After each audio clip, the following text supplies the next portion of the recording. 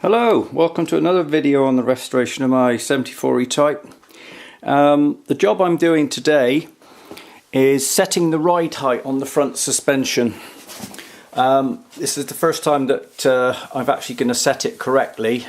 Hopefully it'll all be fairly straightforward and easy because everything has been replaced. First thing to mention is when you do it, don't just rely on a hydraulic jack. The seals can go or they can slip. Always put axle stands on, which makes it safe. Now, it's going to be a little bit difficult to gain access to see everything that I'm doing.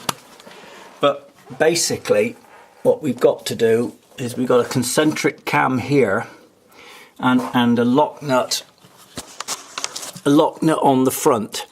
So basically, what we got to do is slacken the lock nut off, wrong size, slacken it off like that. Sorry about the camera work, but you'll have to bear with me. And then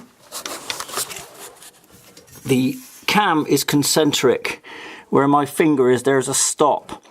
Now what we got to do, we got to rotate it anti-clockwise to get a ride height of 6¼ inches. Now this is measured from the bottom of this wishbone here to the floor, when the vehicle has all its oil, water, batteries, everything in it that it should have. So basically I have measured it and it's a little bit low, so I'm going to turn it anti-clockwise. Oh, that's good. I'm going to turn it 1/4 of a turn first. It's a little time consuming, this job. That's it. So we got the concentric cam now has come down to that point there on the wishbone. So I'm going to go around and do the other side and just pop the lock nuts up. Then what you've got to do, you've got to put your wheels on, drop the car down, and then back it up and drive it forwards a couple of times to level the suspension and then recheck the weight. As I say, it's going to need adjusting because everything's been apart and all the bushes have been replaced and everything. One other thing that is different, these are the original wheels and tyres that came with the car. Now they got 205/75/15 tyres, which aren't factory correct. What you should have are 205/70 VR15s.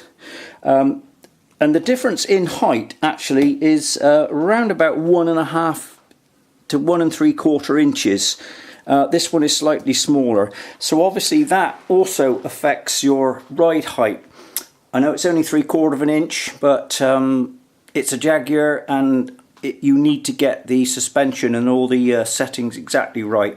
So I'm going to move on with this now and get it both sides done, get the new wheels on, drop it down and then measure the heights, and then we'll start another video to see how that's going.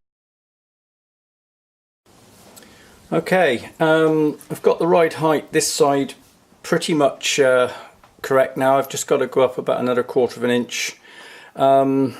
One of the joys of owning a classic car or restoring a classic car, I suppose, is you find unexpected things. Now, what I've discovered is that I have a leak on my power steering rack. Now, I'm not sure. Now, this is where the pinion shaft goes in, and there's a pinion seal, and this is the rack. Now, when it was all apart, I stripped the rack and put a complete overhaul kit in. And reassembled it, and the car has been running for about 2 or 3 hours, no problems, but I noticed when I was backing it out and driving it in and turning the steering wheel, when I'm actually turning it, I'm getting a weep of power steering oil from this pinion seal here. It's not a vast amount, it's just a drip once every minute or so, but it's not correct. So what I've got to do now is to take the rack out again, strip it. I've ordered another seal kit and put another seal kit in and see what happens there. So the best way that I've done it is I've dropped the wishbone off because I've had to do the suspension and the rack track rod in there. I've tied the wishbone up out the way. This gives you better access. When you're dropping your top ball joint, just be careful that you don't pinch this brake hose here. It's very easy to pull them over and kink them off. So I'm going to go on and get the rack out now, and that'll be an extra little job, but I'll just show you then how to put the seals in and hopefully sort that problem. So I'll get back to you later. I've removed the rack now. It is possible without taking any of the radiator or hoses or anything off, but it's very tight. Withdraw it off the driver's side and turn the pinion so it's facing to the bottom. You've got to remove the near side anti-roll bar, bush and bracket, and then it'll just come out with a couple of millimeters to spare. Right, this is the new bush that I fitted when I overhauled the rack. Can't find any issues with it. It's all as it should be. There's no kinks, there's no little bits caught anywhere, no splits. The pinion shaft itself is in good condition. There's no score marks or anything in there to cause oil to leak. Now this is the washer. Now this steel washer sits on top of the seal, and then on top of this goes the circlip. Now the only issue that I can see, let me just place this here, is that this steel washer, if you can, let me see if you can see that. I don't know if you can or no. No, it's going to be very difficult. But anyway, it's completely flat apart from this small section here. Let's see if you can see any daylight under there.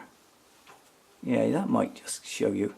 It's kinked up on the end, which means this steel section that fits against the seal when it goes in like that means that the seal's not quite level. Now, I didn't check that when I put that in. I mean, it's a new part. I wouldn't have thought that I had kinked it myself because it's quite a substantial piece of steel.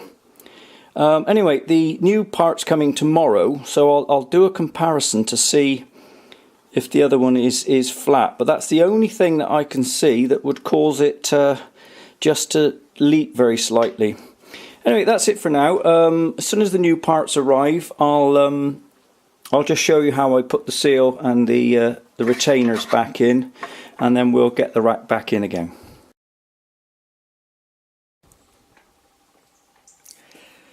The new seals have arrived.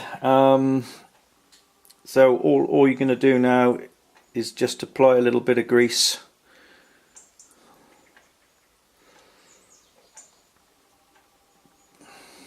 Locate them carefully.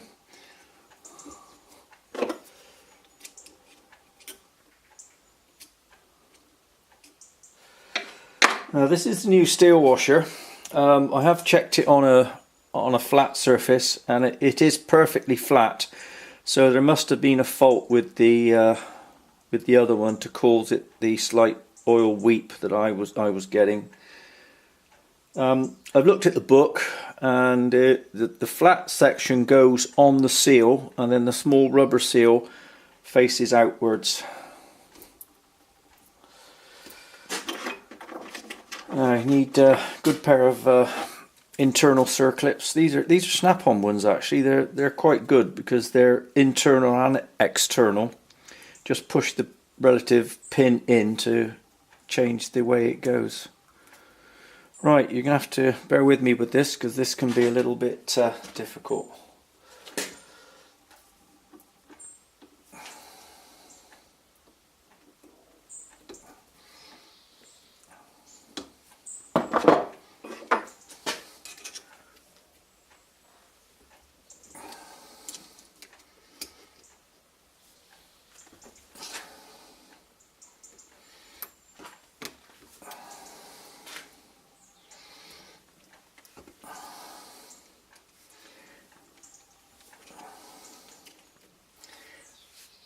And that's it. The circlip is now situated in the proper groove, and it's equal all the way round. So that shows that it's gone in.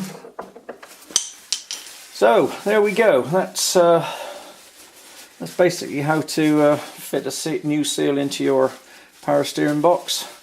I seem to have been a bit unlucky with the parts, the replacement parts that I've been buying for this car. I suppose it's just one of those things. You all know the saga of the bonnet, which is still ongoing, so no progress there. And unfortunately this rack has had to be taken out to replace a seal that was weeping, which was also new and found to be faulty. There you go, that's the joys of classic cars, as I said earlier.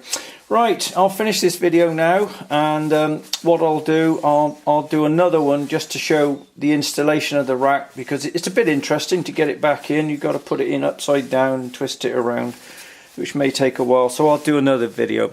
As usual, thanks for watching. I'll catch you on the next one. Bye for now.